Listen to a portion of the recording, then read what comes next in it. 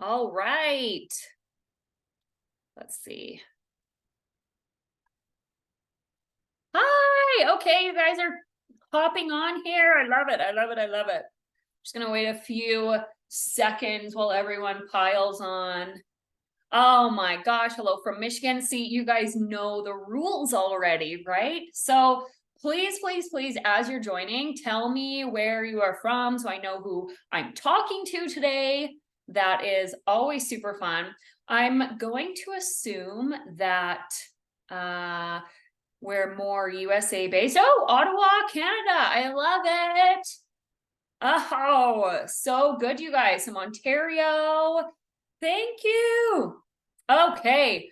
Well, now as you guys are all flooding on and telling me where you're from, Spain, holy smokes. You know what? I'm actually headed to Greece like next week. That's crazy. So heading over to Europe there. We met in Ancaster. Hello, Beth. Okay, you guys, I love it. Thank you so much for being here. I am Jen, or Jennifer McCarthy. I am the owner and the founder of Teacup Tiny Homes, and I am coming to you today directly straight from our newest, latest, and greatest foundation series tiny home called the Florence. Now, this home is actually going to be installed on site on a foundation near Calgary. And I wanted to be in here today just so that we could kind of show it off. If there's time later, maybe I'll do like a quick tour, okay? Thumbs up, thumbs up. I get really distracted by questions because I like to answer them all for you guys. So I definitely want to have a space at the end for the questions. And if you're asking questions while I'm going through the quick presentation here, then I'm going to try not to see them. Okay, there we go. Perfect. Okay.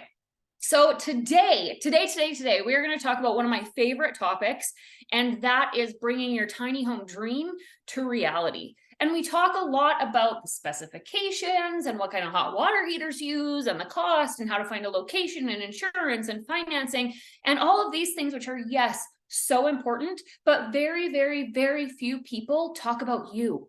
And very few people talk about the emotional journey that you're going to go on. And we're in year 8 of building tiny homes now. And through these 8 years, the emotional, I'll call it a roller coaster, or we can call it a path. I mean, let's not be too scary. The emotional path in going tiny is pretty typical across the board. Of course, some people will express it one way, some people will express it a different way, but hey, men, women, whatever you are, where you are, it doesn't matter. A lot of the time that the feelings are the same. Okay, so I have a presentation here that I'm going to share. So I just want to make sure that I have it for you guys. Okay, so you're seeing my Canva here. I gotta make sure you're seeing my camera here the whole time. My Canva. Let me just double check, and we're going to get right into it. Just a minute here. Present full screen. Present. Okay.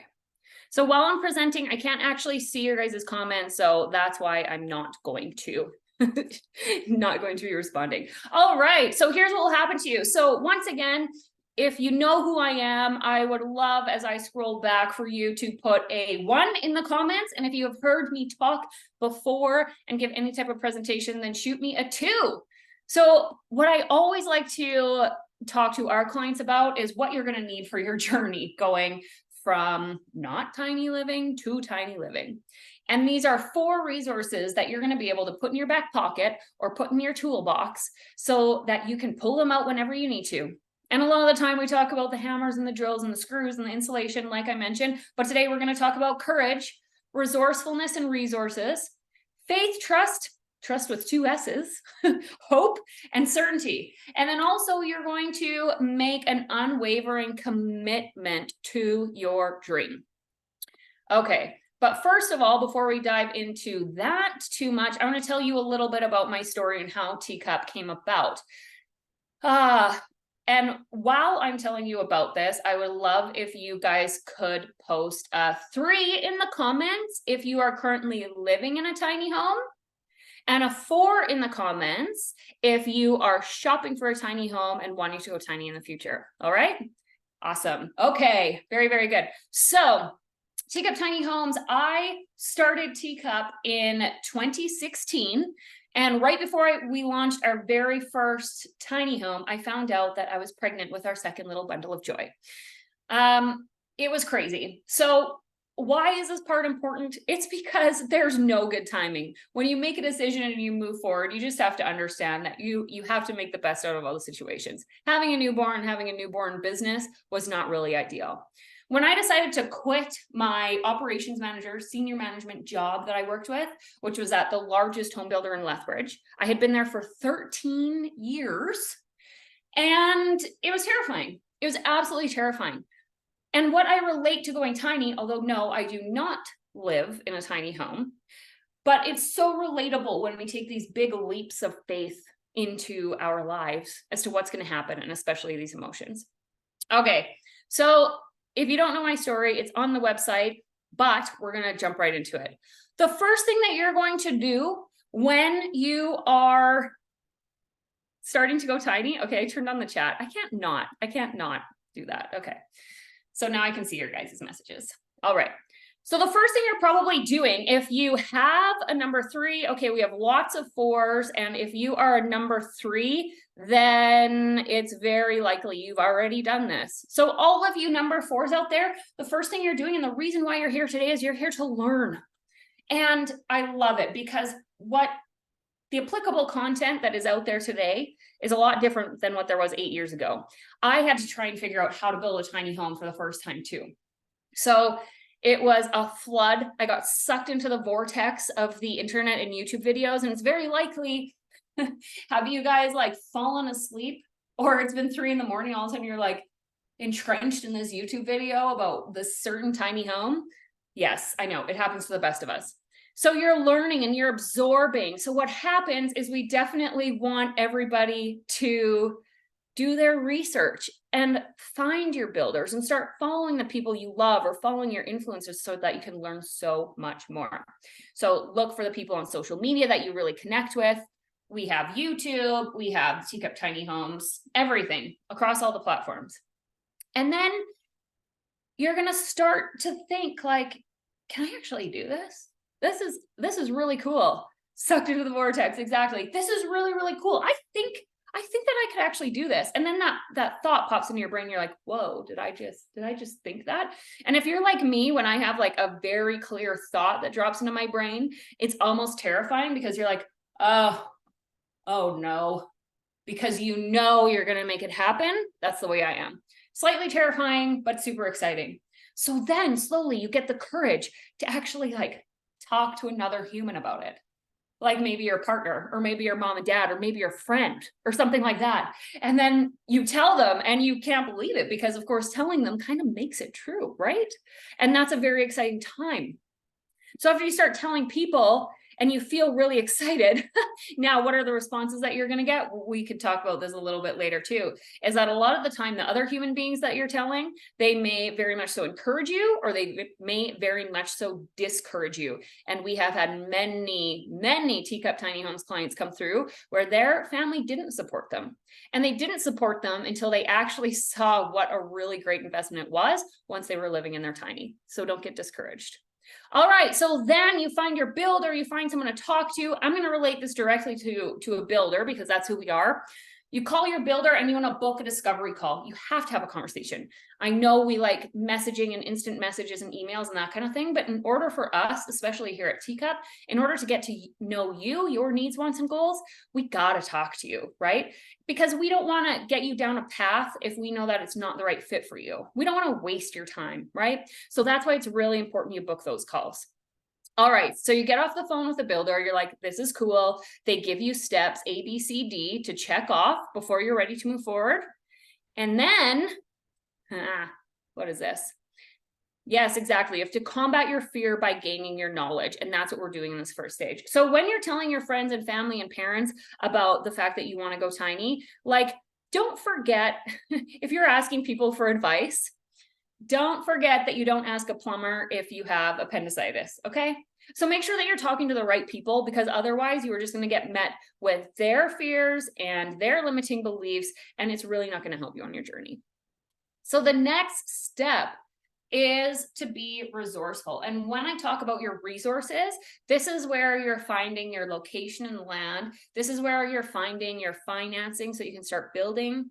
So what are you going to need to make this happen? You can screenshot this, guys, if you can, because these are really great questions that you'll have to answer.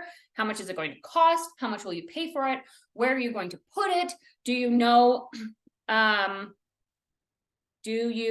that you can talk to? Who do you know that you can talk to? Am I reading?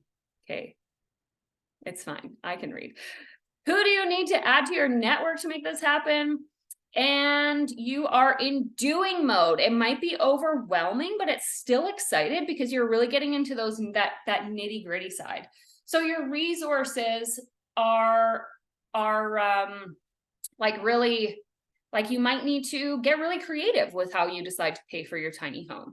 Financing, as we know, with economic developments, it's a little tougher to get sometimes. So call in your resources and do what you can. And the most beautiful thing that happens to our clients all the time is once they fully commit to the decision that they are going tiny, it's pretty amazing what starts to just lay out in front of them. Pretty soon, problems that they thought were big problems all of a sudden just get solved out of nowhere. We have a client right now who we saw her actually at the tiny home show in Ancaster. And she said, well, I don't have a location yet. And, I can't get the financing because I'm self-employed, but I make good money. And then pretty soon someone came up to her within a few hours and said, I have a location for you. And then it says, and then she found a location within like another 5 hours. And here we are, we're halfway through build and her home's going to be delivered right away. Okay, host and panelist. Oh, okay, let's see. I won't be typing very much. I can see everyone. I just want to make sure. Yeah, you guys are totally good. Okay, so next slide here. This is the Whispering Birch. This is a tiny home Airbnb that is in the Rocky Mountains. As you can see, we have this cute little arch and yeah, it's super cozy. So the next step that you want to go into after you have your resources in order. Now you've done the steps that you and your salesperson on that discovery call talked to. You have your resources and now it's time to take action. I know what this feels like. The day I had to tell my boss, someone I absolutely adored, a mentor of mine, that after 13 years, I was going to quit and start building tiny homes. An industry, let's say 8 years ago, was a heck of a lot different than it is now. No one still really knew what a tiny home was. It was terrifying. So you may kind of feel like you're going to puke. And there are multiple points of feeling like you might want to puke along this journey. We know, we talk about it all the time, don't worry, but it can feel like a little bit of anxiety. It can feel like excitement. You have your ducks in a row and it's time to say yes to the dress. As you know, you call up that sales representative and you say, I have A, B, C, and D all in row. They do their back end work. And then you typically would give a builder a deposit or solidify that agreement, sign some paperwork in that way, shape, or form. Now, usually what happens is you're a lot into the excitement at this point in time. You sign the thing, you do the thing, and then you go to bed, and then you wake up the next morning and you go, oh, what did I do? Has anybody thought of that? Anybody?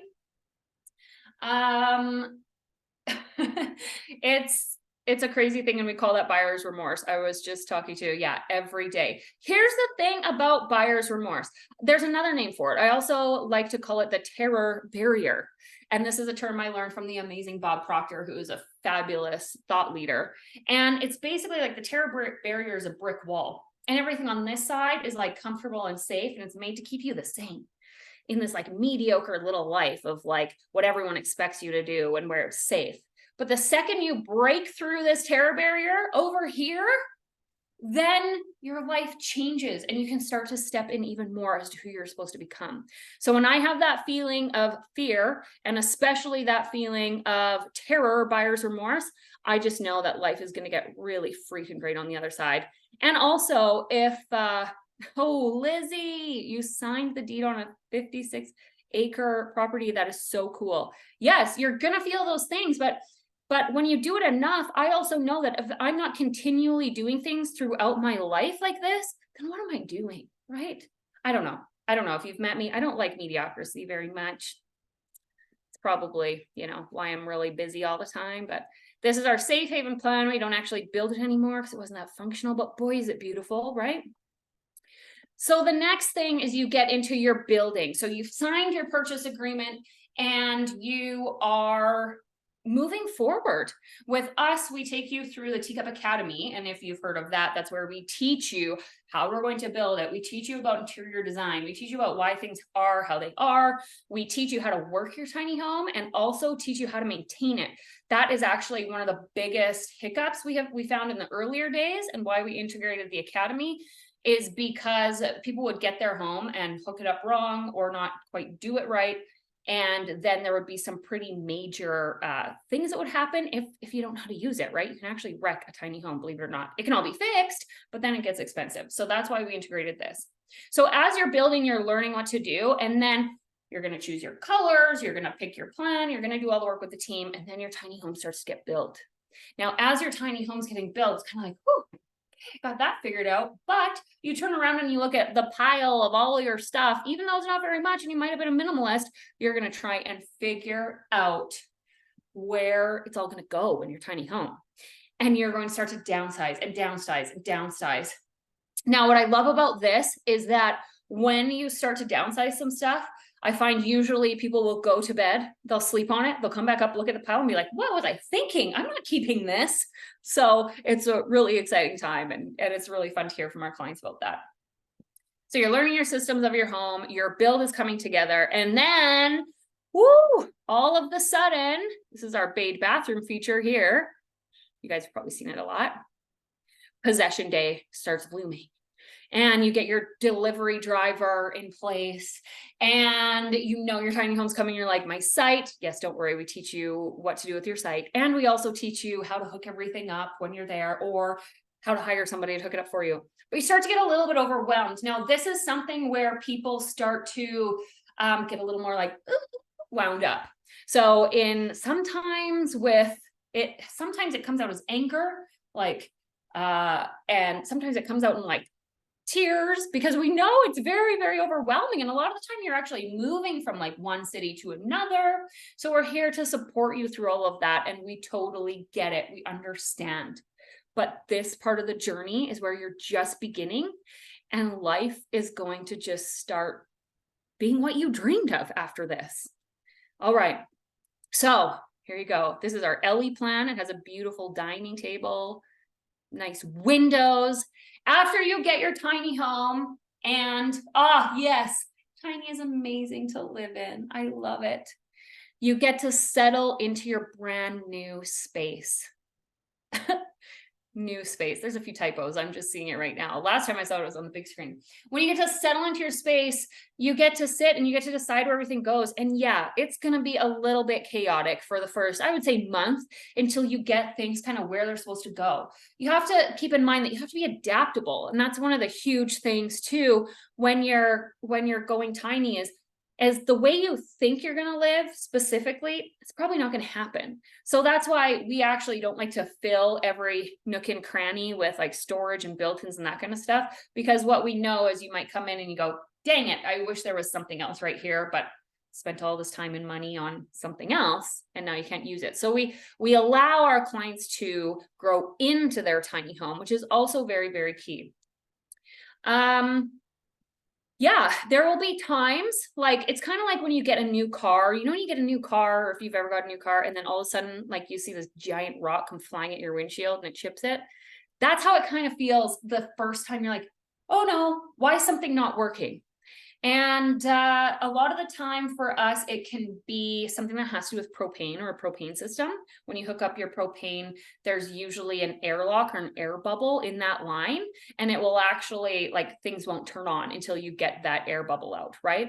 So just take a moment, take a step back, and your builder should be there to support you. So within our same project management system that shows you how to use schedules and shows you the live pictures and that kind of thing, there's actually a support, instant message part there where you talk directly to the team if you have any problems. Okay, so breathe into it, grow into it, and then that's where tiny living begins, you guys. So does that bring me to, oh, winter is coming. That's another thing. We always say that the full circle is once you have spent an entire 4 seasons in your tiny home. Now, especially we're in Lethbridge, Alberta here. Like I have a jacket on. It's supposed to snow here in Alberta later today. So yeah, it gets cold, and there's a learning curve that comes with when it gets cold. There's also a learning curve that comes when it gets hot. And then there's also certain things that you have to do annually or, semi-annually to take care of your tiny home. So these things are important too. I would say winter is usually the most challenging. If you're in Phoenix, Arizona, this is going to be a completely different story. But if you're in the mountains, if you're in Colorado, or if you're in BC or something like that, or Ontario, it's going to look a little different. Once you get through that full cycle, you're like smooth sailing. But I guess that's the same for a large home too, right, you guys, for a traditional home. Okay. So I am done the presentation. We are on YouTube. We are on Instagram. I have no idea how much time is left, but if we have time for some questions, hit me with them. Start asking away. And I'm gonna, oh, it looks like we have 6 minutes left, you guys. Okay, lots of times. Denise, hi. Oh, I love it. And if you guys follow me on Instagram and or I shouldn't say me, if you follow us on Instagram, then make sure that you are, I'm gonna stop sharing actually. You can always talk to me or chat to me there. And yeah, usually I'm the one behind it, except the team's gonna be taking over for me for a little while there. Very fun session. Awesome. I hope you guys really enjoyed it. If I'm gonna keep an eye on here. Also, we have a ton of information on our website about what to do. Question pros, cons to slab versus pier foundation. I mean, that would really be up to like your engineer to decide, and kind of what your soil is like and your soil bearing and all that kind of stuff. And if you even can, and like your lot and your location. So that's something that your tiny home builder can help you with. Great builds. Thank you guys. Okay. Do you guys want to see it? You guys want to see it? Thoughts about Murphy beds? Well, we love Murphy beds, but it really all depends on how you want to use it. One of the things too about Murphy beds, we actually had a client who invested. She cut some other things out of her budget to put in a Murphy bed, and she was working from home, and she was just adamant about making this work. And then here we were 6 months later. She was like, oh, she got a job where she didn't work at home anymore. And now she doesn't need the Murphy bed at all. And she's looking to actually get rid of it and then put something with storage under the bed. So here's the thing is, like, a lot of those built-in furnitures, I don't actually like built-in furniture in tiny homes. It's funny. There was someone on social media today who said, why aren't we utilizing the space better? And it's exactly for that, is that built-in furniture is also quite restricting. So I would say, if we are trying to be really budget conscious with the client, I would say don't do any kind of furniture. Murphy beds are great, but that's always something that you could add later after the fact when you know that it's going to suit the space for you. Okay, so here we go. Guys, now this is not fully furnished. I'm unplugging the power cord. I'm going to try and show you. This is kind of janky because I have this is on my computer. Okay, here we go. So I'm going to take a walk all the way over here. Here's the living room. There's my light. Oh, you can see my crazy setup here. But this is a 10-foot wide Florence series. And like I said, I'm going to do the best I can to give you a tour. Any questions? So we have a dark green cabinet in here. We have a big window here. This is going to be her living room. And then this is probably the best part, is the size of this bedroom. We took the mattress off to do a different home, but you can see the asymmetrical roof line is really cool too. How much time do we have here? A few minutes. Lots of windows, lots of light, you guys. And then this is looking out into the kitchen. I wish I could do wide angle. We are actually going to be featuring this tiny home on all of our Instagrams starting next week. So you'll see video tours, Facebook too, so you can follow it there. And then we're going into our bathe bathroom. And has a sink. Okay, that's all my makeup because I had 2 sick kids at home this morning and frankly didn't have time to make myself look beautiful for y'all. And there's the full bathtub. So we have a lot of plans where we have a full bathtub too. Okay, any more questions, you guys? We might have like a minute left. That's a super sketchy tour of the Florence Foundation series. Glass glass or plastic in the washroom? It's glass. Yep. It's glass. Yes, you got it.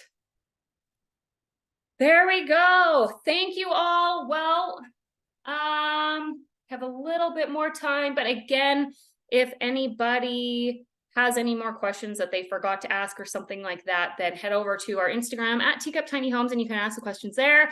Give us a follow, and you guys are so awesome. So I want to sign off. Enjoy the rest of the conference. It is so great, and thank you to the guys, well, to everyone, to the whole team, tinyhouse.com, for putting it on, because I really love doing this, and thank you guys for keep showing up. Okay, love to you all, and we will see you again on the other side.